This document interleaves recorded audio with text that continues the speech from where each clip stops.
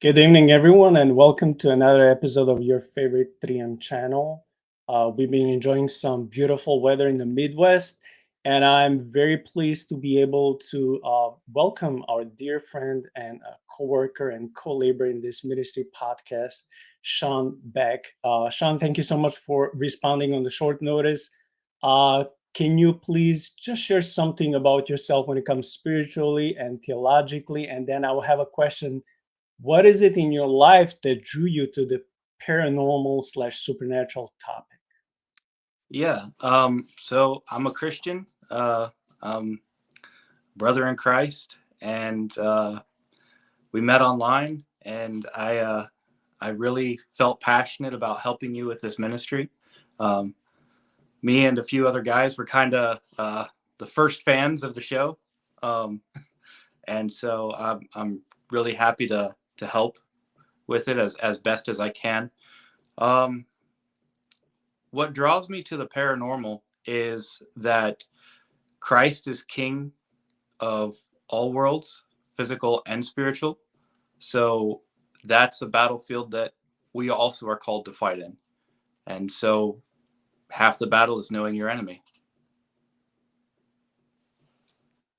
That's beautiful. Thank you so much for your kind words, and I truly mean it. By the way, looking at you, observing you, you look like some priest, and this is a compliment. I don't mean like in how sometimes us as Protestants we wanna. No, I mean in the best way. You look like a priest, so holy, and with that beard and your whole.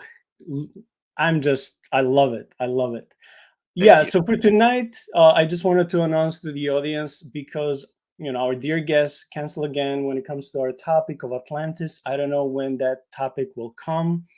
I covered two books when it comes to the historical aspect, not so much when it comes to mythological, but historical narrative. Trying to figure out what would be the accurate location of Atlantis. Uh, that episode will have to wait. And for tonight, since we don't have so much time, Shaun and I have decided to read to you some of the paranormal slash supernatural eyewitness accounts that come mostly from North America, but some of them come from Europe. And we will be covering a book, maybe even two books, by an author called Steph Young. Her link of the book, so the book description and the link for you to buy is in the video. Please support her work. She has several books. They're all on the similar stuff. You can find her on her podcast. In that way, also subscribe and just help her work.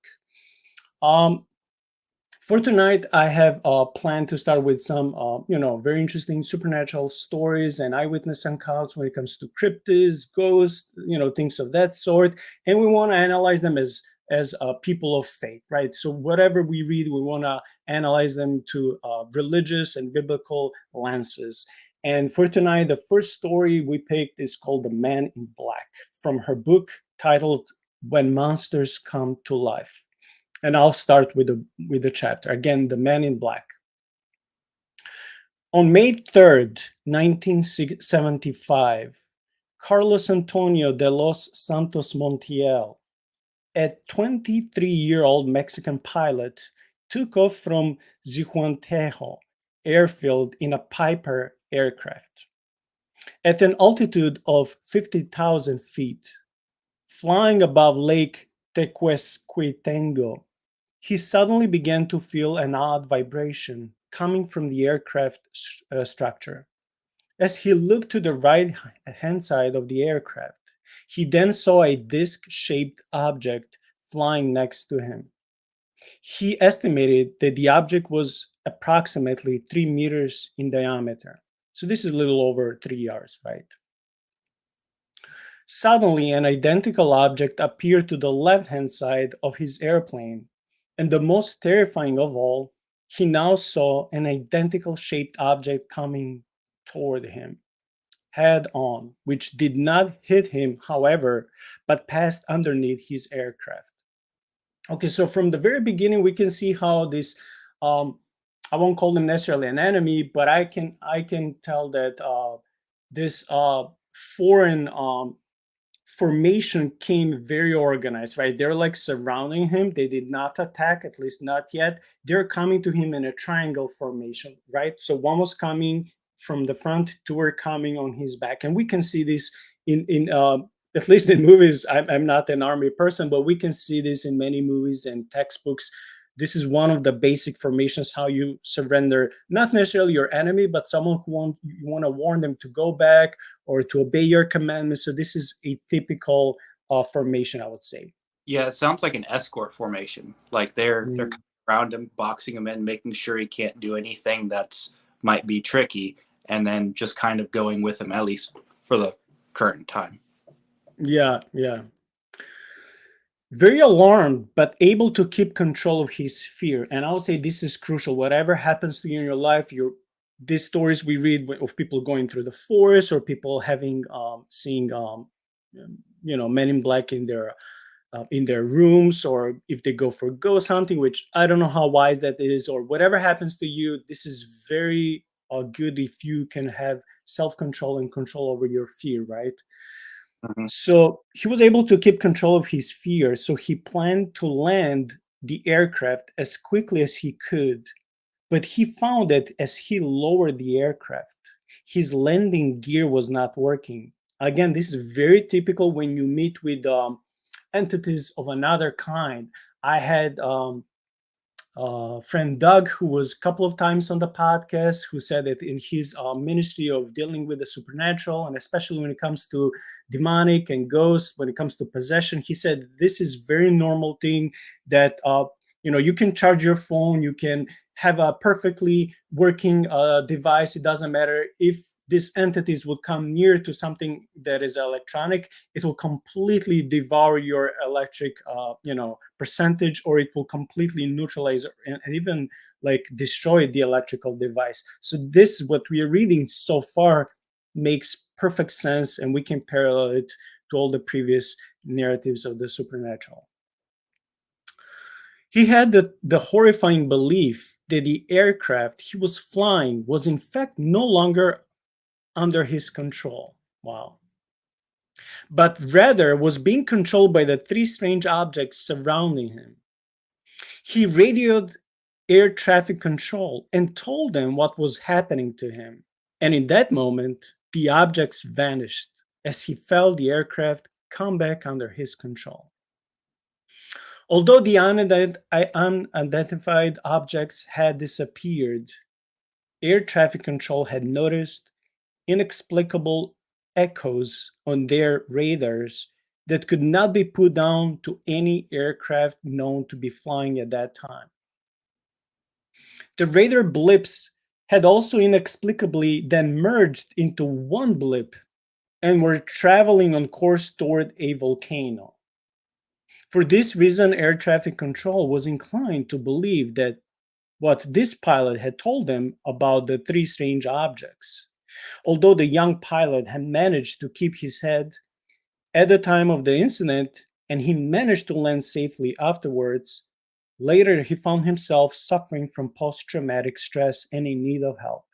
Yeah, this is another thing I found in paranormal accounts. Many people who witness to see anything, aliens, um, men in black, dogmen, werewolves, demonic entities, all different sorts, like shapeshifters that can appear to someone in this form then later in another form. A lot of these people have fear, and they have something like soldiers have when they come back from war, PTSD, and they have problem talking about this. They have problem or fear thinking that their friends and family will ridicule them. A lot of these people go through this similar post-traumatic anxiety and stress. So again, this is very believable. So far, everything sounds, good.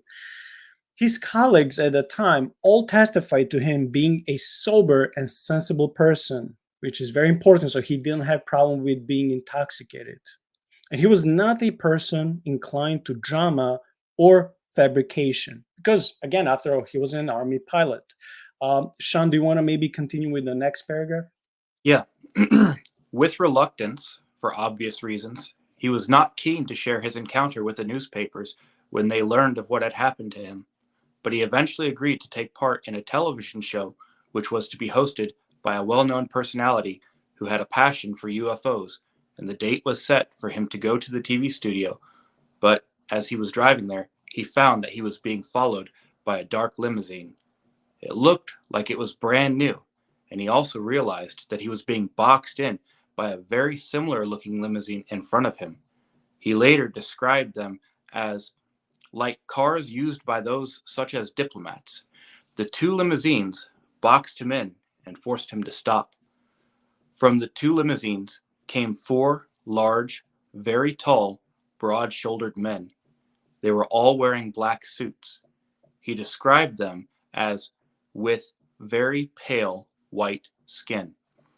One of them stopped at his driver's door, putting his hands on the door to prevent Carlos from getting out. Speaking quickly in a Spanish which sounded mechanical in tone, the broad-shouldered, tall, pale man in the black suit said to him, "Listen to me, son. If you value your life and the existence of your family, do not talk about your experience anymore." You know, that's really interesting. Um, in a lot of these paranormal encounters, you have government agents, men in black. Um, Sometimes they even talk about men that don't seem right. They don't quite fit, or they were all wearing the same thing, but it looked like it was 50 years out of date. And so you have this as a common occurrence in UFO and high strangeness events, where it seems like there's something at play that wants to keep it quiet. Yeah, I also wanted to make a sarcastic comment to say, do you see how obedient he was? He Yeah, was told, don't talk about him if you want you and your family to live. And I'm like, oh, good, he didn't talk because, otherwise we wouldn't have the book. So I'm right. just like, Yeah, but I'm thankful that people like him talk. right. But of course, if all this is true and if nothing is invented or exaggerated, I'm just taking it at the face value as someone who was in army serving to his best abilities, didn't have problems with drinking or with drugs, someone who was psychologically okay, otherwise he wouldn't be serving in the army. So that's why I'm saying, with that context, I'm just glad that as a sane person that he was able to share this for our benefit. Well, and I also kind of noticed that the formation that the limousines took was similar to that of the aircraft, where they kind of boxed him in. And so I wonder if there's a connection there. Um, and I'm not sure if the story is going to create that connection between the event that happened and the entities that are now talking to him that appear to be men. Okay, I'm going to continue here. Carlos found himself unable to reply to the man, but didn't hesitate in turning his car around and driving in the opposite direction of the TV studio. He did not go to the TV studio. He took their warning seriously. When the TV host learned of what had happened to him, he tried to reassure Carlos that he had heard of similar things happening to other UFO experiencers, and said to Carlos that he didn't think he would come to any physical harm. He managed to persuade Carlos to go ahead with the TV show, which Carlos eventually agreed to do. Famous ufologist Dr. J. Allen Hynek came to hear of the case and wanted to speak to Carlos too, so he contacted him. The TV host had told Carlos that these very tall men were CIA agents, but Dr. Hynek said that these were men in black. He heard many such stories from other victims of UFO encounters. Carlos agreed to meet him, and initially they met briefly, arranging to spend much longer going over in detail what happened to him. On the appointed day, the doctor gave Carlos the name of the hotel he was staying at, and Carlos set out to drive there, and he found his journey unhindered by any mysterious limousines or men. But as he parked his car at the hotel and began to make his way up the stairs into the lobby, a tall, thin man dressed in a black suit with very pale skin accosted him. "You've already been warned once," he said to the pilot. "You must not talk." Carlos tried to reason with this man, telling him that he had come to see someone who would help him understand what had happened to him that day in the sky. To this, the man in black physically pushed him backward, forcing him down the stairs and saying to him, "You got up at 6 a.m. You went to work at the airline," as though pointing out to the pilot that they were aware of every move he made. "I do not want you getting in trouble," he told him. And again, Carlos was sufficiently frightened enough to turn around, leave the hotel, and cancel his visit to the doctor. Mhm. Yeah. Yeah, I can continue from this point, but I just wanted to say that imagine just Sean, imagine this happens to you, and again, imagine all of this is true. You're going to look for help. You're hoping never to meet these beings, entities, men, whatever they are, and now they show up, knowing in advance about your agreement with this ufologist. They wait for you there. They're dressed in the same way, speaking mechanically as if they're not people. They push you, meaning they're so stronger than you, and you're warned for the second time. If you were in his shoes, what would go through your mind and what would be your decision? Well, I mean, the fact that this was probably before the NSA, so they couldn't use our devices to figure out where we were. I mean, I would think that my apartment's bugged, my car is bugged. They know where I am. They know what I do. I'm completely at their mercy. They can take me out whenever they want. Yeah, I think if I'll have family and kids, you have in that context, you have to think about them. You have to like, okay, even let's say hypothetically, I'm not scared about myself, but I have to think about my spouse and my kids. I'm like, for their well-being, I'll just go. So I think in that sense, it will be wise not to play a hero, but just to comply. You don't Mm, have to like it or agree, but just to comply. Okay, yeah. good. I was just wondering. Okay, I can continue. Many years later, when he did talk about this incident, okay, so even though this is the very next paragraph, but there's a lot of time between these two paragraphs. So years have passed between after Carlos decided to open himself to others when it came to this incident. So he told ufologist Jerome Clark that what he found most strange about the man was that he never saw them blink. Hmm. Hmm. Their gaze was, he said, like that of an automaton, completely fixed. The men also all looked completely identical to each other. Okay, this kind of brings a new theory in my mind. Could it be that, again, if this is all true, could it be that these are not just some reptilians or creatures, living entities from another, dimension? I won't say another space or galaxy, but from another dimension. Mm. But could it be maybe that these are some advanced technological beings, like machines? They're able to put their skin on, of course, by their maker. So in that regard, it would make sense that they're all like copy paste, all look the same, all speak the same, all dress the same. Have you ever thought about this phenomenon maybe that way, that this could be maybe some mechanical, like creatures? Yeah, yeah. There's so in a lot of the UFO stories, they seem to have um, some sort of like you said, like this mechanical mannerism to them, where they seem to be more robot than person. Um, I think I remember hearing a story from the 19, maybe it was the 70s or 80s of, and I'm not saying it was true, but this was a story that was like in the papers, and I had heard it on a podcast, that there was a person that basically fell over dead, and the people were gathering around trying to help him, and as they were trying to get him up, his head came off, and they found a bunch of cables that attached his head to his body. And this is like, would have been almost 50 years ago. Uh, so that idea of there being like mechanical people among us, that's very much in our society and culture. That's an idea that's been there for quite a while. Okay, and again, we don't know every detail of this story. We don't know if it's true. I'm just skeptical by nature. But do you remember any details that eventually they found out the details, like who made them, if they came from another century or another era? Like, were they time traveling?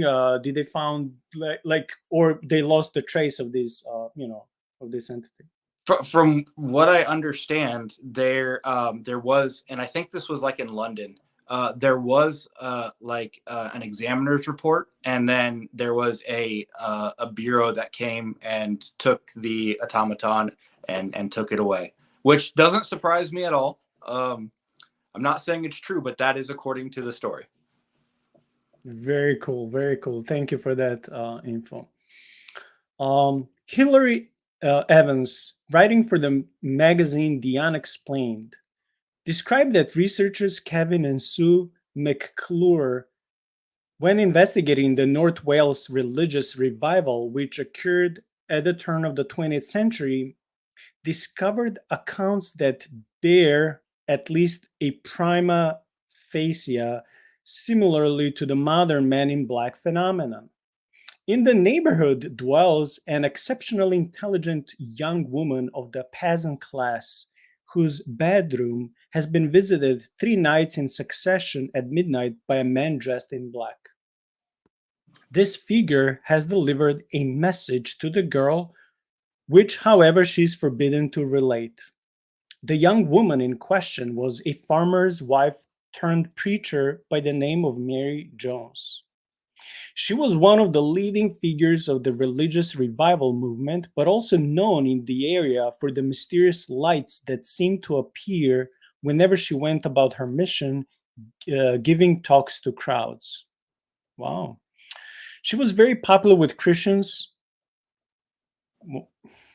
for her ardent commitment to Christ, having recently become a convert herself. And as people follow her around on her walks and listen to her speeches, they often notice the strange phenomenon that seemed to accompany her public outings in the countryside of Wales. Mysterious lights seemed to appear and go with her whenever she went. Journalists of the day often witnessed this for themselves, and they would write about it in their newspaper articles. Okay, I have to just take a quick pause and just say something that people, and when I say people, I mean researchers and some of the journalists who went to investigate that Skinwalker Ranch and some other places that are supposedly so much haunted. They're like gazillion of these strange phenomena happening, like obviously it's like supernatural, it's forbidden to go there. So some of these researchers and newspapers claim that once when they left that area and went back home to their families, they would witness these strange orbs following them, like their lives would not be the same, as if they brought these entities. I don't want to say a curse, but almost sounds as a curse, because their life would not be the same anymore, and not in a good way. Like they would witness, I don't know, nightmares, paranoia, almost like like different entities, creatures being in their houses suddenly, and before their lives would be normal, peaceful, like like most people have. So this reminds me of that, like that this lady preacher would be followed by this strange light. And I know how, I'm saying this as a religious person, I know how gullible we can be as religious people. Sometimes we are so fast to attribute some works to God and some to Satan, just forgetting how deceitful we can be and how little of information we can have. Or sometimes just because it's a famous pastor, priest, preacher, theologian, we will inevitably, even add more to their story. Look how holy, how good they are. But if someone doesn't have reputation, is saying something or witnessing something, we want to put them down, like, you're just a drunkard, you're just this, you're just that, be silent. I just want to say how people can be gullible. Just because someone is praying, fasting, reading the Bible, that doesn't mean that the supernatural aspects and occurrence in their life are necessarily coming from God. Because we know, for example, how, and this is nothing personal, we know how Mormonism or Islam started by all these supposedly divine revelations from the messengers from above. But we know what the Bible says when it comes to these things. Before I continue reading, do you have anything that you wanted to say when it comes to these flying orbs and stuff like that? Yeah, absolutely. So the idea that something would follow you, I think that's known as hitchhiker phenomenon, where it can follow you from one location to the other. One thing we need to keep in mind when we're talking about this, like you said, Christians, we tend to be gullible people. We're people of faith. We believe, and we want to hope all things and believe all things. Uh, but most of the people who experience this are not Christians. Most of the people who are doing this paranormal research are not Christians. They're skeptics who are going out into the field and trying to accumulate this evidence. They have no reason to believe in life after death. They have no reason to believe that there's a continuation of some sort of spiritual essence. But then they get this stuff, which they have no category for, this kind of malevolent evil attack, because they don't believe in God. They don't believe in good and evil. But now they're being attacked by these things. So we can't just brush it off as, gullible Christians who are in our camp, because we are Christians and we freely admit that we're people of faith. These people who are experiencing these things, that they're not part of our group. Yeah, and would you also agree that just because this lady was supposedly doing God's work and being a preacher, would you agree that just because she was followed by some light objects, that does not necessarily mean it was from God? I actually think that it indicates the opposite. I think that it's probably a good indication that it's not from God. Okay, now I'm even more pumped to continue reading. Um, the strange lights would be followed by strange men in black appearances. The newspapers reported that at least two other witnesses had seen these men too. On one occasion, a man in black transformed into a huge black dog in front of them. Okay, so now we're going to the shapeshifters. Or On skinwalker. another occasion, one of the bright white lights that accompanied her emitted a sharp ray of light which pierced the figure in black, causing it to immediately vanish. Okay, I have to stop here. Mm-hmm. Shaun, could this sentence be just refuting me what I just said, that what this lady was accompanied by could maybe are not like some angelic beings? Because I'll just read again this last sentence. On another occasion, one of the bright white lights that accompanied her, so the preacher lady, emitted a sharp ray of light which pierced the figure in black, so the man in black or this shapeshifter, causing it to immediately vanish. I know this is a lot to guess and assume because we were not there with her. This was long ago. This was in Wales. We're in North America. But could it be that this could be an angelic figure actually protecting her and her ministry? Well, I mean, it could be, but I think more than likely this is all choreographed by the spirits of darkness. It's all a play, and that the light Okay. emits from her is really spiritually just as dark as the dark shadows. That was my second option. Or do you think it could be they're actually, these entities are just, performing, trying to deceive even more people and then making these flying orbs as something good? Like, yeah, now we should follow these flying orbs. We should Yes, obey them. And then these orbs come and give you new revelation, new teachings. And suddenly Bible and Jesus start going down in their value. And then all these extra and external revelations are going up. That's wisdom. I appreciate that. Uh, these men in black have turned up in one form or another in the folklore of every country, says Hilary Evans, and periodically they have emerged from legend into everyday life. Honestly, before I even watched movie, until I watched the movie saga Men in Black, I never heard about Men in Black. And for me, even after watching movies, I thought that's just some sci-fi story movies, and that's it. Until I start researching more about what people are witnessing throughout the world, I'm like, dang it, that could be something behind this. well, that was my first experience with Men in Black was the TV show, and I thought that they were so cool, like the movies, and then they had a TV Yeah, I'm show. like, Realized until I started reading the literature that, oh, these are bad guys. And so we've got Warner Brothers Studios trying to glorify Men in Black when in reality they're the bad guys.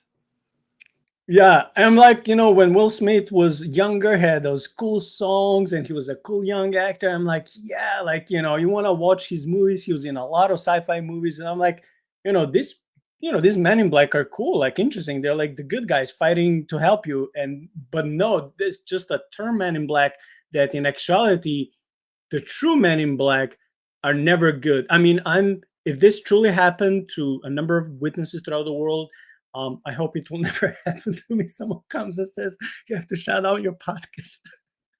But I'm just saying, if this happens, even if they're so-called bad guys, I'm thankful whenever they don't harm people. If they just warn them and disappear, and at least I'm thankful if in those cases nothing happens. But I don't want to go into a hypothetical situation. What will happen if someone discovers something and wants to share with others, and he's warned by Men in Black or anyone else numerous times? Like, where is the line that you should not draw and go until they warn you for the last time? Like, what will happen after that? Like, I don't Well, want to know. if they don't want you telling your story, they don't want you exposing what they're doing to the light. And we know biblically, we understand that it's the forces of darkness that hate light because they know that their deeds are wicked. Mhm. Yeah, and I know there's a lot of conspiracies out there. It's always like the government does this, the government does this. These people don't seem to be from the government. Like, they may portray themselves and make you feel like, oh, we work for the authority. Yeah, but whose authority? It's not official, like American or European or whatever country government. This is, they're the officials. They seem to be officials from the other side, if I Yes. can just put it other side. And if they can change their shape, why wouldn't they want to come as the authority? Because they're coming to tell you what to do. If they're coming as an authority figure, some sort of secret agency that you're bound by some sort of contractual agreement by your citizenship to, you've got to listen to them. This would be, I mean, harebrained crazy thing for a minute, but this is kind of similar to the ancient civilizations that thought these things were coming down as gods out of the sky. They were taking on this form of authority. To me, it's Yeah, alien. I'm just cards on the table. yeah. So these men in black periodically emerge from legend into everyday life, such as the case in June the 2nd, in 1603, when a young country boy confessed before a court in the southwest of France that he had carried out abductions and cannibalism of a number of children under the direct orders of so-called, quote unquote, the Lord of the Forest. Whew. He said that he was a bound slave to the Lord of the Forest, who he described as a tall, dark man, dressed all in black, who came riding upon a horse.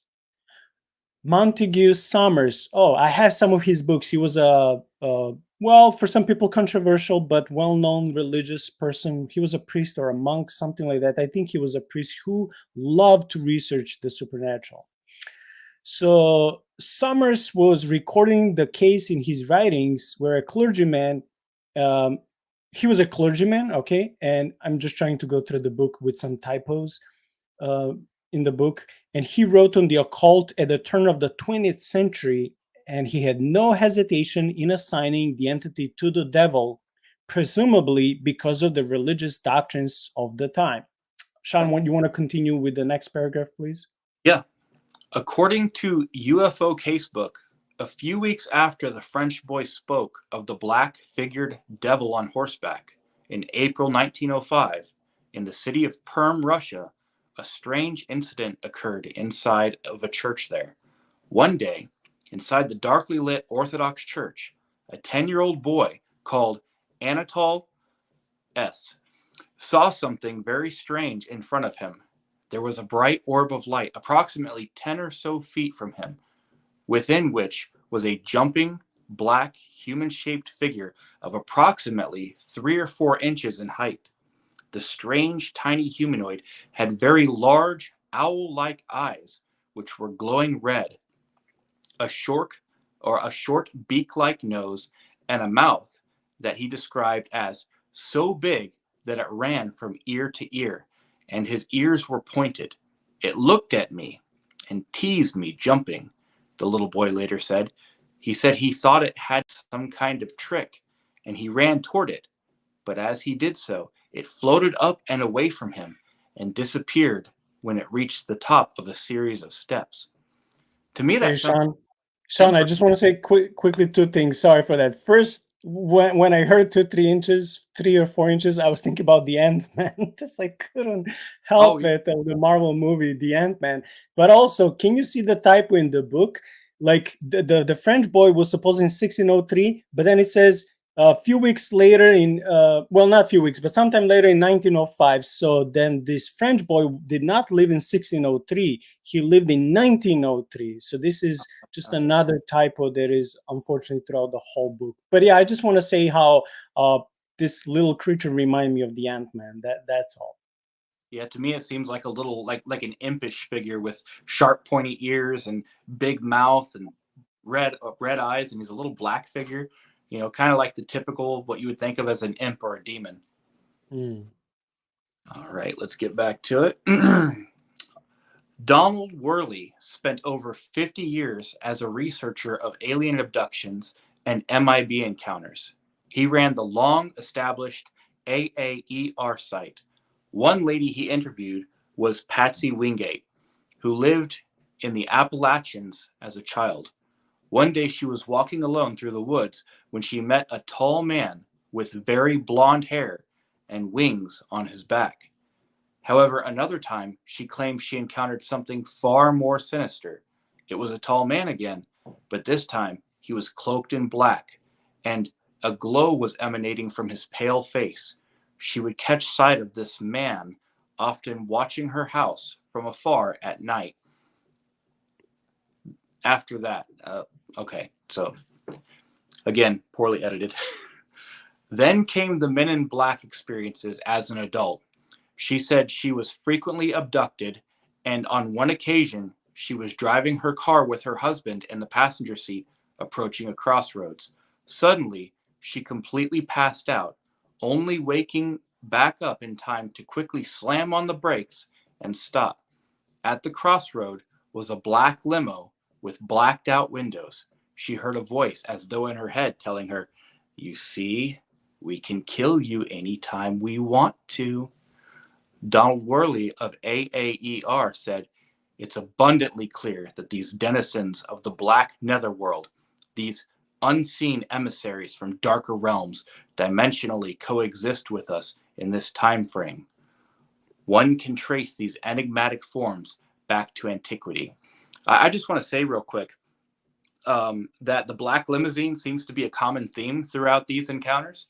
And also the I don't think that the tall man that she saw that was blonde and winged, I don't think that it was necessarily less sinister than the thing that she encountered. I think that Satan will appear as an angel of light, and that people can often be tricked by their own preconceptions of what they think good looks like.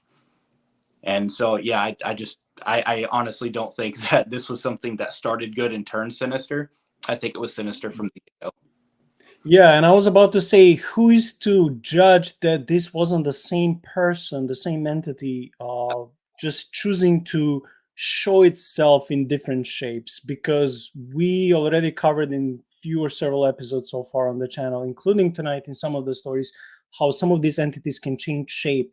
And I did an episode 2 or 3 Sundays ago on Saint Athanasius, Mm. who was a godly man from long ago, and in his writings about Saint Anthony, who was one of the first monks and monastery people, when he was alone in the desert, he had this shapeshifter coming as a centaur and then disappearing in like almost in the air, trying to scare him off. So again, Mm. we see this throughout the ages. We see this throughout the cultures, throughout the religions, and even among the people who are not religious, just like you said.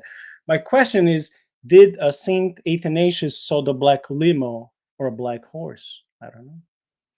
Could have been either one. I, How would he describe a limo in his day? a black chariot. Well, they don't. Well, they did have chariots, not modern chariots, but they did have sorts of chariots, right? Yeah, absolutely. All right. Okay. One can trace these enigmatic forms back to antiquity, brethren of shadows lurking in darkness, and very real to ancients who rightfully equated them with evil. You may feel this is fantasy, but I've got cases and files full, and I'm urgently telling you, such as, or such an attitude is wrong. They don't seem to be human. They threaten witnesses. These things show up a day or so later at the door to scare the wits out of someone. I know, that's pretty far out stuff. They are active within our plane of existence, he says. They over the overpowering evidence is that we are much more than flesh and blood, and within us exists a temporary soul that will, in time, return to the dimensional home it originally left. It is this cosmic connection that opens us to the intrusions of external intelligences, Worley says. The men in black is an incorrect terminology, for these specters are not flesh and blood. There may be a few agents of the government around dressed in black suit, but these are not what we are talking about. Recently, I had abductees in Georgia and Michigan, all describing strange acting figures dressed in black suits. The description and actions were identical, and these people didn't know what the other people had described. Often, a large black car is associated with them, with dark windows and sometimes a fog around the lower half of the car when it moves. I can continue. You can take a break. In 1962, in San Francisco, Roxanne was 6 years old. As a much older adult, she described what happened to her back then as a child when living with her mother and a 9-year-old sister, Denise. The sisters were playing out in their very large garden behind their house when a very strange incident occurred. Roxanne had climbed her favorite tree and was sitting perched up in it on a warm, sunny day while her sister was picking some flowers. After a while, Roxanne got lost in her own thoughts, daydreaming. Roxanne sounds like me. This is what I'm doing every day. Church, work, train, doesn't matter. That's me. And didn't notice what her sister was doing. Then she heard their mother's voice in the distance, calling them from the back door to come in for dinner. She climbed down from the tree and started running toward the back door. And as she almost reached it, she suddenly realized her sister wasn't with her. Man, I hope what I'm thinking is not happening. I'm just Right? hoping. Because I love children, I love kids. She turned around to look for her and she couldn't see her anywhere in the garden. So she ran back to look for her, but her sister was nowhere in sight. She wasn't in the backyard anymore. We were not supposed to go over the fence, but I thought maybe she wanted to do something naughty. The house next door was empty and there was a lot of grass in the garden. So I jumped up to look over the fence. I was standing on a 2 by 4, straining to see over it. My sister was lying on the grass, and there were two men bent over her. One was bent right down, and my sister's head was in his lap. She looked limp. She was lying down, but she wasn't awake. She wasn't conscious. The other man had a syringe. I couldn't believe what I was seeing. The two men were dressed in black with black jackets and black capes and black hats. Man, this is more than just men in black. Now we see different um, descriptions, some extra stuff like black capes and black hats. I'm Mm. just imagining in my mind as I'm reading this, they're not just like some, fake government, officials. But no, these are almost like some priests of evil because they have black capes and black hats. It's almost like as they were preparing to do some sinister ritual. That's what goes through my mind. Yes. He was about to give her an injection, and I screamed as loud as I could. And then I started running for my mother, but then I realized I didn't have time to get her. So I ran back to the fence and jumped up on the fence, even though I had never been able to get that high, but the men were gone. My sister was waking up, and I asked her who the men were and what they had been doing to her, but she didn't know. She said, "What are you talking about? You look scared to death." She didn't know anything about it. Chai Yan, so this is a different story, a Chinese researcher in the 1980s, described the experience of a young boy who reported seeing a silver disc shaped object in the sky back in the 1960s. At the time, he had been outside playing with his group of friends when he spotted the silver object hovering completely stationary in the sky above him. This reminds me a little bit of the first story we read with the pilot. Hmm. Similar beginning, silver disk approaching. He carried on playing, but the next day when he was outside again, he claimed to have been approached by a very tall, thin man who was wearing all black.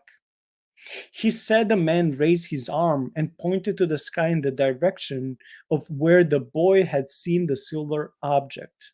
The man, quote unquote, then asked if the little boy had seen anything odd in the sky. This makes me think like these are anomalies that these strange entities did not want people to witness, but whenever there's some incident or problem they have and they're aware that people witness, they send their troopers, their scouts, call them whatever you want to call them, to investigate. And then these people come with this, they're not people, these entities come with these questions. They're like the cleanup crew. Yeah. So you better say no, sir. Sorry, didn't see anything, and then you No, publish a book. The boy told him that yes, he had seen, to which the darkly dressed stranger gave him a strict warning. Never tell anyone, he said. When he gave his instruction, the little boy said it was exceedingly odd because the man said in a mechanical voice, this is the same thing we see from the pilot story, mechanical voice again, these are not human beings. And his lips did not move at any time. So their eyelids were not moving and their lips were not moving. Then the little boy watched the man walk away as he walked in an oddly mechanical manner with movements that the little boy likened to a robot. He looked around and could see other people in the street were looking at the human robot man too, with puzzled expressions on their faces. After going around the corner, this robot, quote unquote, disappeared as though instantaneously, he said. And this is the last sentence when it comes um, to this chapter. But before we go to the next one, Shaun, I have a question like, how come in the history of appearances of these so-called men in black, as we have deciphered so far that these are not men at all, how come there was never ever some involvement of army or police, like the government officials who would spot these things on radar, or maybe someone will call 911, they'll come to the aid of people? How come these entities would always disappear so fast, and like everyone is always confused, like it's almost as if they came out of thin air and disappear in the same way, like it's so strange, it's hard for me to believe that no one ever from any government on the country made contact with these people and was able to speak with them. Maybe they did, but we don't know. so there's at least two theories on that. One uh, is that they don't believe that these things actually happen, and there's no evidence that they happen other than just witness testimony. And although we have a lot of witness testimony, that's not a lot to go on, and maybe they don't know what to do. The second, maybe more sinister theory, is that they do know, and they know exactly what they are, and they're not going to get involved because maybe they're covering it up. And the other thing that I wanted to say was it's really weird that they seem to have um, the same costumes every time they come, regardless of when in history they come. They're all dressed in black, and they've got the eyes that don't blink, the mouths that don't move, top hats. And the other interesting thing I wanted to say about the top hats was when she looked over the fence and she saw the two men, one kneeling down with his sister or her sister's head on his lap. Um, that made me think of there's something called a satanic high wizard, and they're supposed to not exist, but I mean, people who know talk about them. And their uniform is black trench coat and a black top hat, and they are used for human sacrifice. I wonder if the girls were being identified. Scary thought. Yeah, I just wish that both of the girls are fine to this day. Again, if this is all true, God knows how many PTSD, symptoms they've been having through life, how many traumas. I just hope God meets them, heals them, saves them, protects them. Because again, I love kids and I hate when innocent people are suffering, primarily children. We'll be switching to the next interesting topic. I mean, the chapter of the Wendigo. Sean, I'll start. You can go to page 79. Okay. I'll start with the Wendigo. Um, Swift Runner was a Cree Native American who lived in Alberta, Canada in the last century. He was a husband and father to 6 children. His profession was a tracker and a guide for the mountains. So he was an experienced guide. He was believed to have been a good father and well liked by other members of his tribe. He traded fur with the Hudson Bay Company and was believed to have been a trusted man. However, that was all to change when he returned from winter camp in the year of 1879. The winters there were savage. Well, yeah, it's Canada. Yeah. Biting cold and little available food, and survival was a harsh business. However, he returned looking no less well, and in fact, he appeared surprisingly healthy and robust. I hope it's not what I'm thinking. I won't say yet. I don't want to spoil it. He even appeared to have put on a little weight since he had been last seen. What folks couldn't understand, however, was where his wife and 6 children were. I hope he didn't eat them. I heard this. I read a similar story before. Upon being asked this question many times, and Swift Runner being unable to provide an answer, the Mounties were summoned and they went to the winter camp that Swift Runner had set up, from which he had just returned. His family would surely still be there if they had not returned with him. On their arrival, however, the Mounties found only an empty camp and what looked like a grave. When the Mounties confronted Swift Runner, he explained sadly that one of his children had died and had been buried there. The Mounties decided to verify this claim by disinterring the grave, and indeed did. So they found a pile of bones buried there. However, as they looked around the camp, they were also bewildered to find what looked like more human bones lying scattered around. So no flesh, just bones. I hope my theory is not correct. They found a skull too, which they presented to Swift Runner and were told by him that this belonged to his wife. Yeah, corpses cannot deteriorate that fast No. because we're talking about weeks or months top. Like this will take years. Especially in the wintertime when there's nothing to eat flesh, you know? Mm. Oh yeah, because bears are in the hibernation process. So unless there's I don't know, mountain lion, there's nothing. Yeah. Well, I was thinking more like there's no flies and maggots to deteriorate the flesh because it's so Mhm. cold, and Yeah. no fungi that's growing. Yeah. Good point. He then sat down and began to tell the police what had really happened. It began, he said, when he started having dreams, or rather, they were more like nightmares. He said he was being visited by a Wendigo. Wendigos are horrifying creatures of supernatural lore, cannibal creatures who consume people, yet never become I can't pronounce this word, satiated. The taste of flesh merely provokes them to even greater ravenousness, I guess, appetite. Yes. They fly at night with wings on their. Oh my gosh, I know about some stories and movies that have Wendigos, but I never heard about them having wings. This is new to me.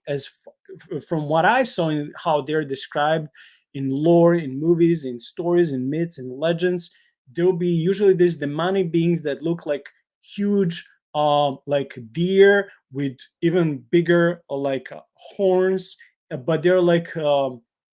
You can just see them that they're even able to like crush trees. they're so scary, they're so huge, so they just have the mere appearance of a huge deer, but they're much more to that. Is that what you read and found out also, Sean?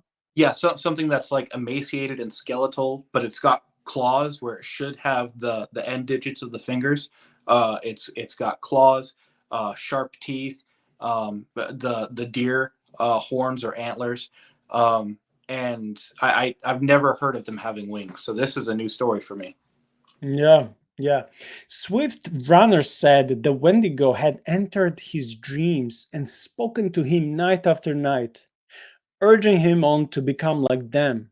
Like them. So he's not alone, but they're legion. Okay, I'm going too far, but I'm just making parallels, right? So to become like them, to do as they did, and creating in him a hunger as ravenous as their own. Uh, do you want to continue?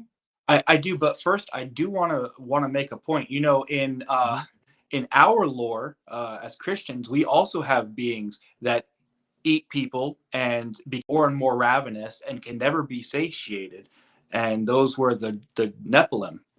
And so I'm seeing some sort of a comparison here between Christian literature or Christian lore and the lore of the Native Americans.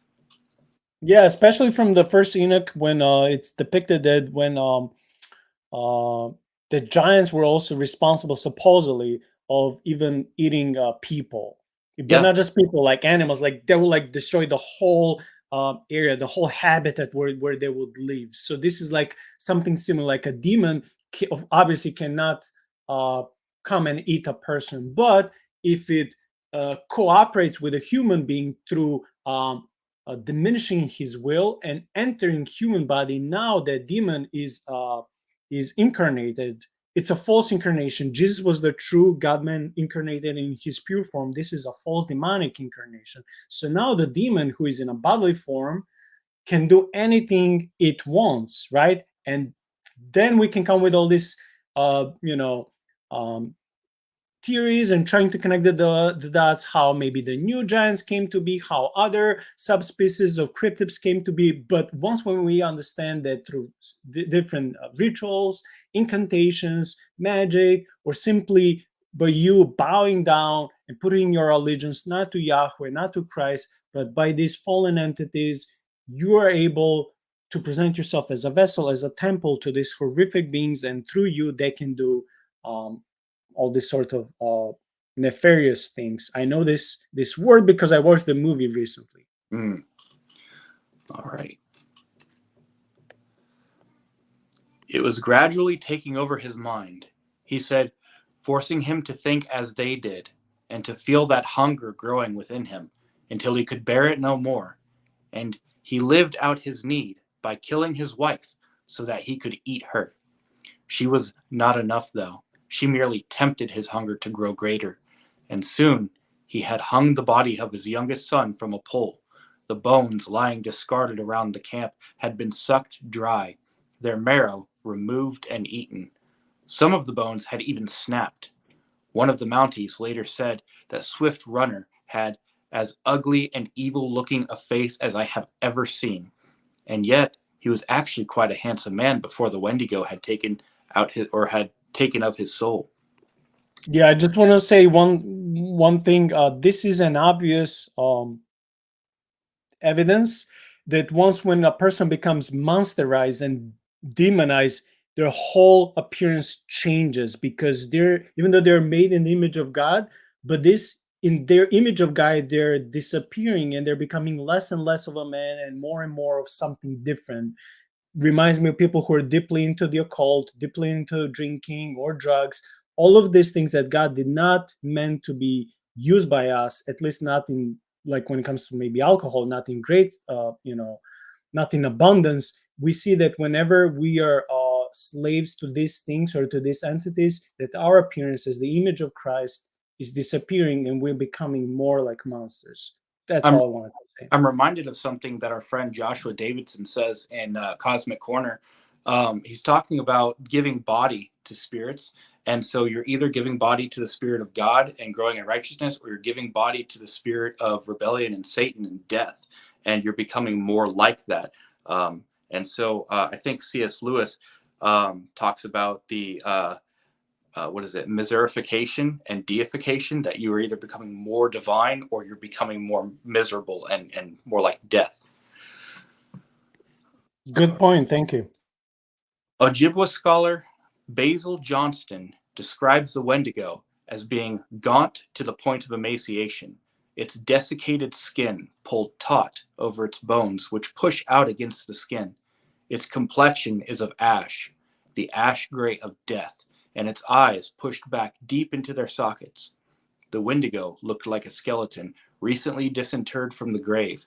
What lips it had were tattered and bloody.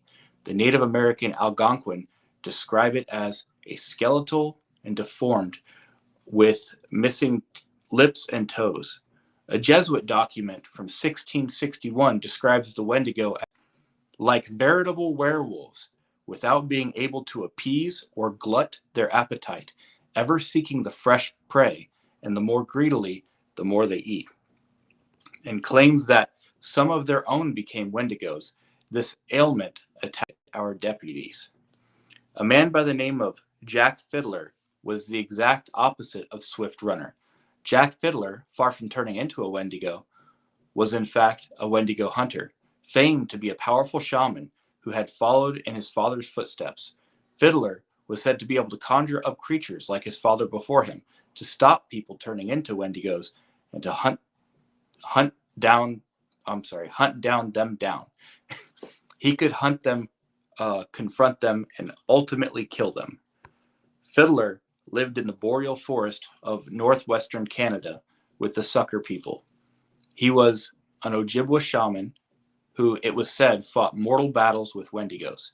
In the forest, the screams of a Wendigo would terrify all who heard it. They said it sounded like a person in terrible distress, but it was believed that this was the Wendigo's way of tricking people into their lair to eat them. Sometimes people fell for this trickery, ventured into the forest, and were never seen again.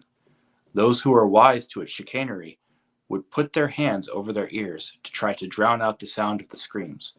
Of course, in reality, it could have been a person in distress, but they would not get any aid because no one would go into the forest to save them, except for Jack Fiddler. An opportunistic Wendigo had hunted the human, caught them at their most vulnerable in the bone-chilling cold and famine, and its appetite for the human had been unquenchable.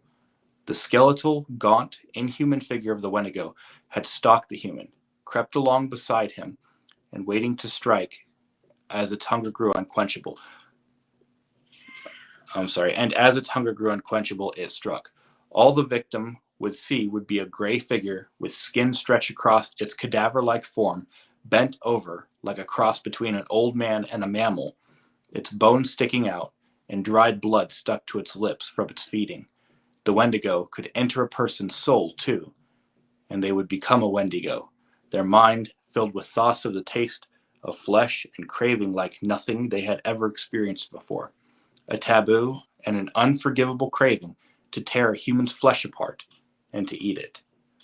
Yeah, I can continue here. I just wanted to say something. I was on someone else's podcast. I mean, not as a guest. I was just watching videos, reading comments from different people, and some people who are, coming from the native descent, they just said that they are, because this lore, these things are not just mere legend. To them, these entities are so real that people who are coming from the native background, they don't dare to say the word Wendigo aloud. Not just Wendigo, some others, but this is one of them, because they're afraid if they say it, they will like attract it or call it to come. So like, we're not even saying this word. And I'm like, man, like, I mean, it is interesting, but on the other side, imagine coming from that background where this is so deeply in your tradition, in your culture, where it's like, don't deal with this, don't even say this name. For them, we can laugh at that, but for them, it's so real. So they're like, mm-mm. And especially if since most of them, still live in the countryside, where usually all the occultic, supernatural phenomena, not all, but a lot of it happens in the around the national parks, forest preserves, mountains, whatever, people who are of that descent and have that as tradition and live close to there, they don't want to they don't want to play with it. They're just, I'm not even saying this word because I may just attract this entity to come. That reminds me of the people of the Ute tribe that are in Western United States. They won't say skinwalker because which it's a completely different creature in different tribes, but similar because it's a Native American lore. But yeah, they won't even talk about them because they say that they can hear you. Of course, the skinwalker is more spiritual, like what you would think of like a wizard or a shaman, whereas the Wendigo seems to be more primal and animal. If there is any chance for this distant entity, however it is called, to hear your word, even from 1,000 miles away, that just brings so much, if it's possible, I don't know if it's possible, but that brings so much so many questions. And that, as person of faith, um I'm not saying I would stop saying these words. I don't think if I say something will happen to me. I just don't. But it just puts you on another level to understand that God gave us the written word, the Bible, but like in those 1,000 pages, so many things He didn't reveal to us, and the enemy is much more complex and has more layers than we are able to understand. Um, I mean, we are able to understand, but it's not revealed to us. Yes. And I'm not saying to accept any testimony blindly, right? I'm not saying that.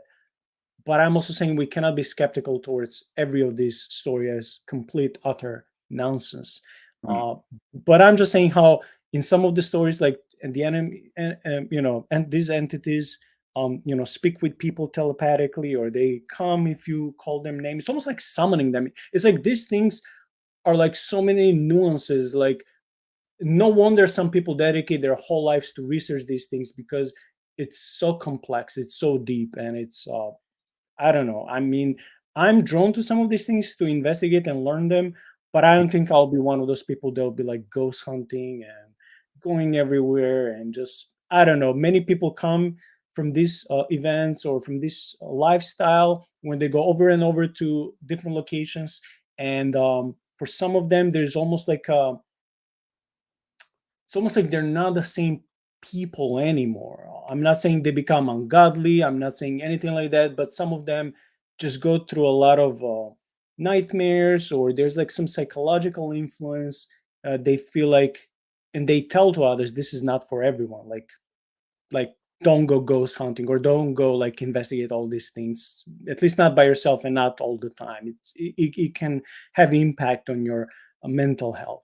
It seems to me that there's ditches on both sides of the road that you could be completely ignorant of these things and become a victim. If these things are real, we're just going to assume for a minute that these people aren't lying.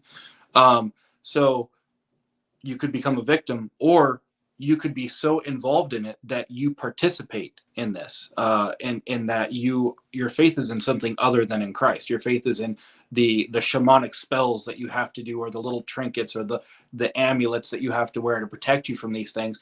And now you're participating in the spirit of this thing. You're just coming at it from the other side.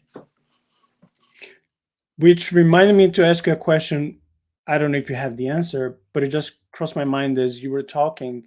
Because this shaman was supposedly successfully fighting Wendigo. And if both are, if one is a demonic entity and if one is using witchcraft, how is it possible with witchcraft that he's fighting the demonic entity if both of these are wrong and both of them are, it may sound very bad if I say the enemies of Christ and Christianity, but you know what I mean, I, not from a hateful I perspective. So give me yeah, some. so how is it possible then someone who is using witchcraft and as a shaman, as someone who is not following Christ, and still being able to wrestle with these entities and they flee away? How is Well, that possible? Satan is smart, and he knows. Okay, I can have this Wendigo go and kill this person, and I get one person who maybe didn't know Christ, and I steal one person away from God. Or I can pretend like this witchcraft has an effect on these evil spirits, and now I've fooled this entire tribe. And so now I've stolen all these away from God because they're trusting in me and not in their Father in heaven. Okay, good point. Thank you. The sucker people, I guess that's the name of the tribe, lived with the fear of this craving coming upon them. But fortunately for them, they had Jack Fiddler. This powerful medicine man claimed to have killed at least 14 of these horrific creatures and saved his tribe from certain death. Fiddler believed that some of the Wendigos had been sent by enemies' shaman. Ooh, this just gives another level to the story. So these creatures, if this is true, supposedly they can be, or you can try. I would not try, but some of these shamans they can try to supposedly manipulate them and use them as a tool or as their own army to go and destroy your neighboring tribe from that belongs to speak maybe different language. They're in different territory, but you have something. If you have something against them, supposedly these beings can be controlled by shamans to destroy his people. He could not let that happen, nor could he allow the creatures to take possession of his people. Everyone was at risk, and he must remain ever vigilant. This Jack Fiddler, honestly, I'm not going into what he was doing, but I think that besides the witchcraft and his spiritual war, because he didn't know better, I think that he had good desires for himself and for his people. I think that his heart was on the right place. He didn't know Christ, but I think that he was trying his best. Even the dead were not safe. The Wendigo would dig up graves and eat the newly dead, dragging them physically out of their coffins and feasting on them. That's insane. Yeah. Unfortunately, it would seem that Jack Fiddler often made preemptive strikes. The 14 dead Wendigo were all members of the Sucker people. Okay, this brings more nuances. Once he believed, uh, the ones he believed had already turned into Wendigos. So these are the people who, through their lives, or maybe when they died, somehow turn out to be demonic. So this is almost like like the lore of vampires, Ugh. but even more sinister. It's not the same, but it kind of reminds me. Yeah. No one was safe while they were alive, Fiddler believed, for they could strike at any moment and kill one of their own family. And so Fiddler stepped up his role of Wendigo hunter and saw to their destruction before their hunger made them kill. Often he would be told who had turned by the person's own family members who were now too terrified to go near them and wanted them dead. Fiddler would take the case, visiting the person in question, and on seeing them now sickly and pale, which to him were the very signs that a person was becoming a Wendigo, he would determine that that they must die before others did. Again, very similar to vampires. It was at the turn of the 20th century that the concerned Northwest Mounted Police started to become concerned about these activities, and they decided to ride out to the settlement. When they discovered that Fiddler was a Wendigo hunter, they became a little suspicious, and Fiddler was placed under arrest for one of the deaths, the killing of his daughter in law. Soon, newspapers heard about the arrest, and sensational headlines of heathen practices and human sacrifice covered the newspaper front pages. Such articles related the dark deeds. Quote unquote, they strangle and bury their sick friends. This is one of the newspaper titles, right? They had been the this had been exactly the fate of the fiddler's daughter-in-law, who had indeed been strangled to death and then buried quietly. For this, Fiddler was found guilty of murder, for the police and judiciary had no time for superstitious tales about supernatural monsters. So in 1909, Fiddler was sentenced to death. While awaiting his day of execution, Fiddler managed to dramatically escape from prison and he walked off into the forest. Later, he was discovered dead. He had hung himself rather than face the indignity of recapture and a public hanging by those who didn't understand the supernatural forces he battled against. Um, so, hypothetically speaking, let's say that he was really innocent. I feel bad for the guy, and I also have to honor him. He reminded me of those Japanese samurai warriors who would kill themselves if they would be about to be trapped by the enemy. They would rather die different type of death. So he wanted to have a noble death, even though I would never encourage anyone to commit suicide. But he didn't want to be trapped by these, Caucasian people who are like not believing his stories. He didn't want to go through that because it was embarrassing for his beliefs and his standard of living. So he killed himself. So in a way, I feel bad for the guy. I mean, our standard tells us that there was a man who wanted to save face and was uh, he was ashamed of what he did and decided to try to die an honorable death, and that was Judas Iscariot.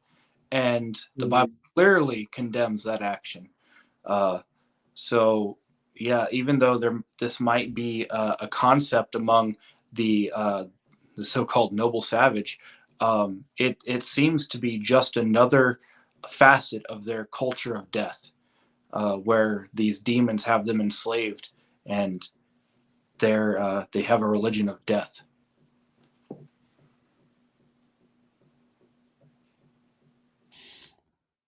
Okay, we have a few more stories. These are shorter. Uh, I'll go to the chapter called "They Have No Souls," which is for you, Sean, page 63. They have no souls. Australian Kelly Cahill or Cahill was a housewife and a mother of three, with no interest in spaceships or aliens. In August 1993, I was driving home from a girlfriend's house in the foothills of the Dandenongs mountain ranges, which is 35 kilometers, about 20 miles, east of Melbourne. Driving the Belgrave Hallam Road, and it was just on dusk. I saw what I thought was round orange light in the field. It looked unusual to me. Kelly noticed something else unusual. About a kilometer or so in front of us, about twice the height of the treetops, we could see this object. It was a light. As we got closer to it, the light seemed the sort of separate, and it was actually a row of round lights as they were orange. It appeared once, no, I'm sorry, it appeared like there was a silhouette standing in these round orange circles, like people that you could only see a black outline. I said, "That's people." And the minute I said it, it shot off to the left of us. Within 1 or 2 seconds, it was gone completely. About a kilometer or two, so about a mile away, as we kept driving, we came across what I thought was a screen or a wall of light across the road. My heart started racing. Adrenaline was sort of pumping through my body. Then the next instant, we seemed to have actually covered a fair distance that I don't even remember covering. It might have even be possible close to a kilometer that I don't remember actually traveling. It's almost like as if they were like teleporting or something. Th- I I heard and read something similar. There Or was no. I'm sorry, I don't mean to cut you off, but it could be the No, it's phenomenon okay. of lost time that accompanies UFO, Mm, where you end up with maybe an hour that you can't even account for. mm. That's something that's Yeah, that. about a kilometer or so further down the road, as we kept driving. No, I read this. Okay. Um, Cahill says it wasn't until several weeks later that she remembered she had actually got out of the car that night. I saw that there was another car that had pulled up 100 meters down the road, and I walked around the front of the car where my husband was standing on the other side, and we started walking across the road together. As we were walking across the road, I saw that other people were getting out their car and starting to walk across the road as well. So I was happy that there was other people, that there was other people there who were seeing the same thing that we were, and as we walked together to where the fence is. Getting out of the car, all I could think is it's just absolutely amazing. And we are seeing something that most people wouldn't get a chance to see in a million lifetimes. Then all of a sudden, that euphoria changed to absolute horror. Right out in front of us was this huge craft. This tall, dark being just appeared in front of the craft, and as he was followed by another seven or eight more that appeared straight behind him. I felt this energy so through me. It was like nothing I've experienced before in my life. It was like some sort of low level frequency that came in waves, but it was so dense I could actually physically feel it going through my body. And that feeling absolutely terrified me. Honestly, it would terrify me too. Yeah. It was like I can't even explain the horror that I felt just feeling this, and I began screaming. A lot of people might have experienced this fear in a nightmare when you're being chased or something like that. And it's a terror that sometimes you can wake up and it's absolutely horrifying when you're dreaming it. That's exactly what I was feeling while I was totally awake. And I would just say that in many instances of the people whose stories I heard or read, they're so paralyzed out of fear, like they can't even move. Like they're like they it's like, I'm not saying that their body control is taken from them, but they're like so paralyzed they're not able to think straight or do anything. That sort of terror as a reality is like a living nightmare, like a real nightmare. I really think that now I can understand the terror of a wild animal when it's being caught. The minute I laid eyes on these things, they came charging across the field. In the 3 or 4 seconds it took these beings to cross the 170 meters between us, and all I could do was stand there, not so much physically paralyzed, but totally transfixed. Okay, she just said what I was mentioning. Mm. There was really no time to do anything else.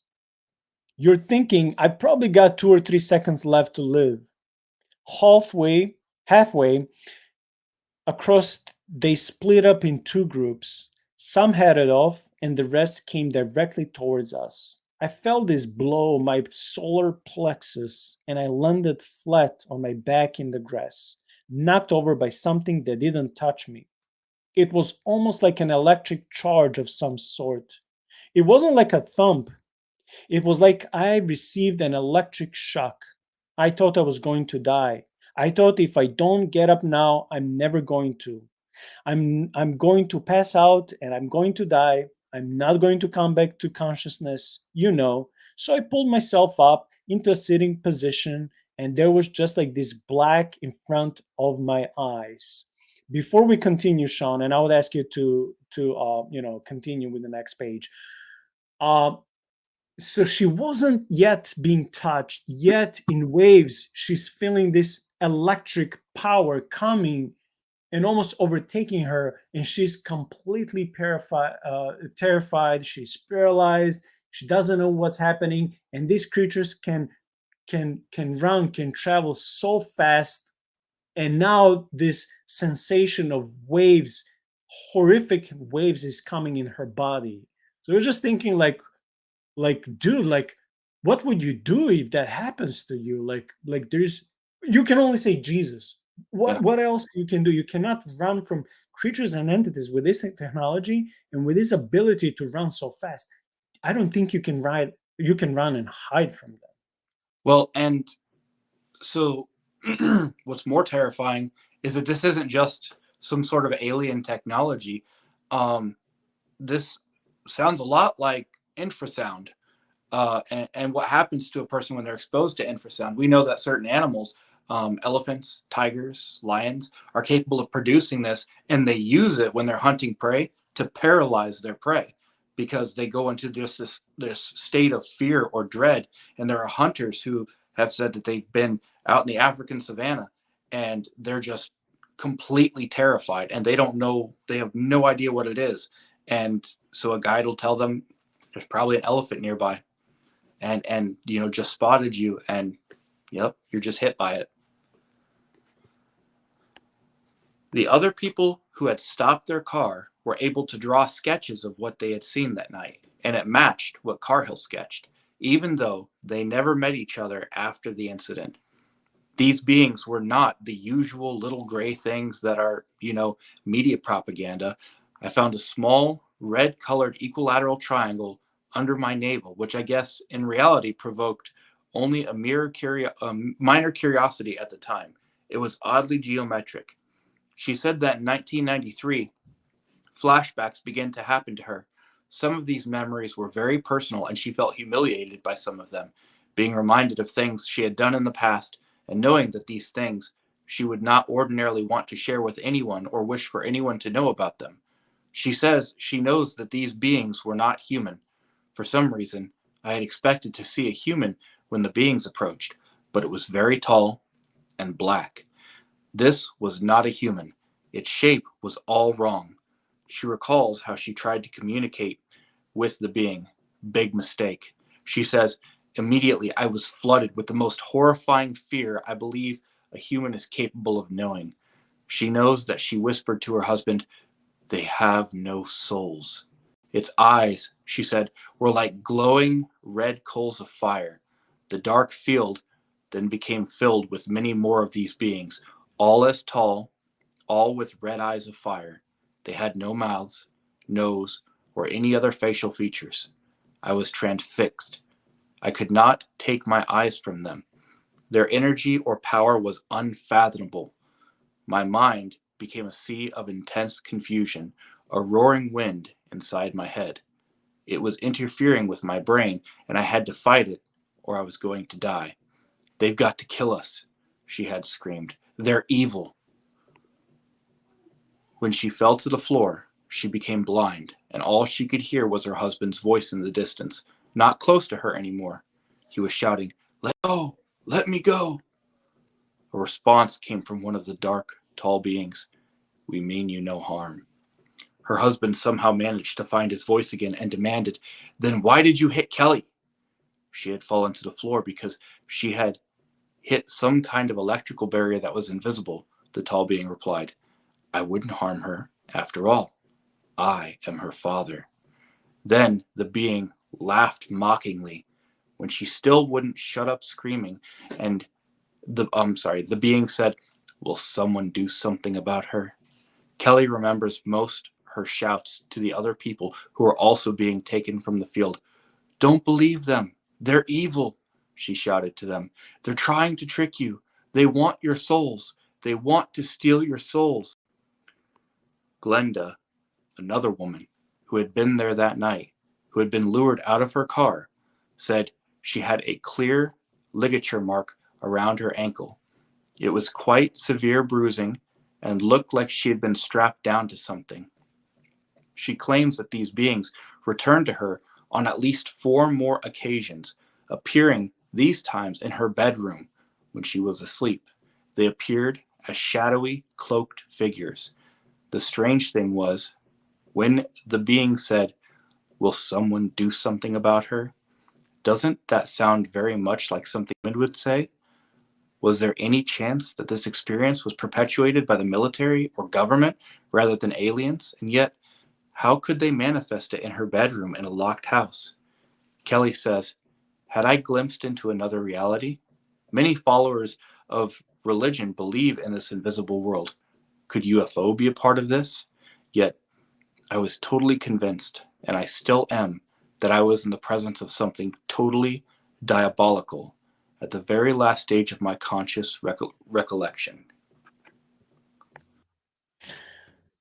Shaun, I know we hit hour and 30 minutes, and I want to respect your time.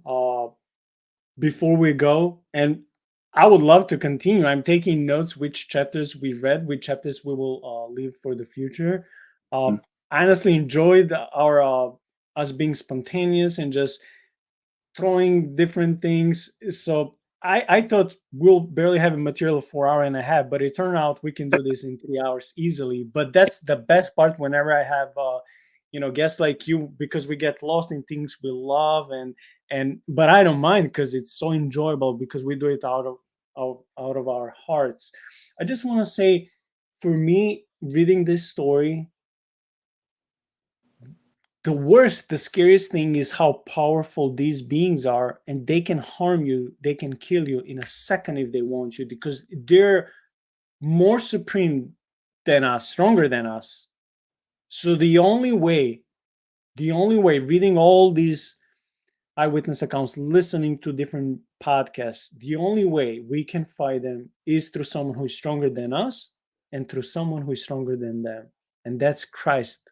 That's God. That's the Lord of spirits, like the Eastern Orthodox podcast, like, That's right. because these are spiritual beings, these are entities, they're of spiritual nature. And we are spiritual nature walking in these bodies. So we just cry out to the Lord of spirits, who is supreme and higher than all of them, and we can say, Jesus, save me. Yes. For me, that's my only hope, that's my only peace, that's my only um that's my only that's the only thing I can fix my mind and heart to when it's difficult and when it's hard, so we can go to Jesus because he's faithful and he's stronger than them, and he's the one who can protect us, not these amulets, not this witchcraft, not these horoscopes, not this whatever you want to, or you, if you think you have a friendly ghost in your house who'll protect you. No, just pray to Jesus Demon. to leave your house. But I just want to say how terrific for people who don't have Jesus. They have no weapon, no tool, no ammunition spiritual to fight against these things. And imagine if someone's home is being infested by these entities. It doesn't have to be home, it can be they're being followed by these entities wherever, or they go camping, hiking. If they don't have Jesus, they have no way to go and ask for help. They can actually, their mental and emotional health can actually seize if they have no one to go to. And that's not, I'm not just talking to your friends and family who may believe you, maybe not, but I'm just talking to someone who created and who is above all of this, and who is the one who can understand you and the true nature of these beings. I like to finish some episodes in this kind of pastoral way, where we show empathy, we show love, we give advice to people, pleading with them, not forcing our religion, but pleading with them, go to Christ. Well, first and foremost, because of your sin and salvation, but also he's the one who can save you from all of these things. The floor is yours. You can take as much time as you want to in this concluding section. Now, I just want to echo what you said, that we have one weapon, and it's the only weapon we need, and it's the Lord Jesus Christ. And by his grace, he will turn us into weapons. Um, I think about our our friend, the Wendigo hunter, um, and how many more Wendigos were destroyed by missionaries than by this Wendigo hunter, because every knee will bow to Christ, and the things that we're afraid of are afraid of him.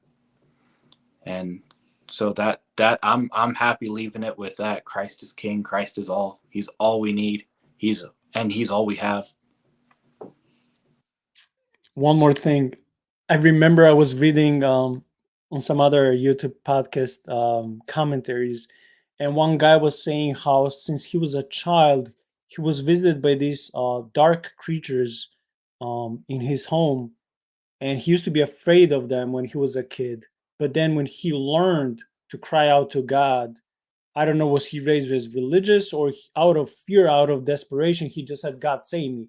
So once when he learned that works out, he said every time after that, whenever I would see dark entity coming in my room, wanted to scare me, he said I will come and actually not play with them as something like arrogantly. No, he would say, I will come and say, hey, do you want me to call Jesus upon you or something? So he said, I would threaten them, and they would like step back and not even like play with me. And I'm like, dang it, like this guy's on another level. Like he, like what we are reading and listening, he's been living his whole life, and he's not even into the, all this supernatural ghost hunting and stuff. He's just a person of faith. I don't know him. I just was reading a comment online, but I'm like, what we are trying to debate and understand, he's been dealing with his whole life. Just amazing. And again, these entities will withdraw in the name of Jesus. And even if they're coming from another dimension, Jesus is all present and all powerful. And by saying that, Shaun, thank you so much for finding time for the audience, for myself, because again, the episode on Atlantis was canceled in the 11th hour. I had nothing else prepared. I thank you. I thank all the people and nice comments for your kindness. Please continue following the ministry channel. We believe that it will touch people. They're supposed to discover this channel and learn things. Share, like, subscribe. It doesn't cost you anything except maybe a few seconds of your life. We still didn't prepare the episode for the next Sunday, but it's coming. Shaun, I just want to show this from your mom. There's a beautiful ending to the episode. She said, "What a great evening with you both. Jesus is our King and protector. Thank you both." Thank you, Lisa. Thank you so much for, I know since we started the channel for almost a year ago, you've been very kind, supporting, commenting, liking, both on Facebook and YouTube. So even though I never met you, but I appreciate you and Shaun. So the whole family, you're very dear to me because being a blessing to us. Like I said, I still didn't prepare and write an outline and find a guest for the next Sunday, but something will come up. So yeah, everyone, thank you for being with us. God bless you. Stay faithful to Christ. Love your brothers, serve in the local church, and I shall see you next Sunday. Take care.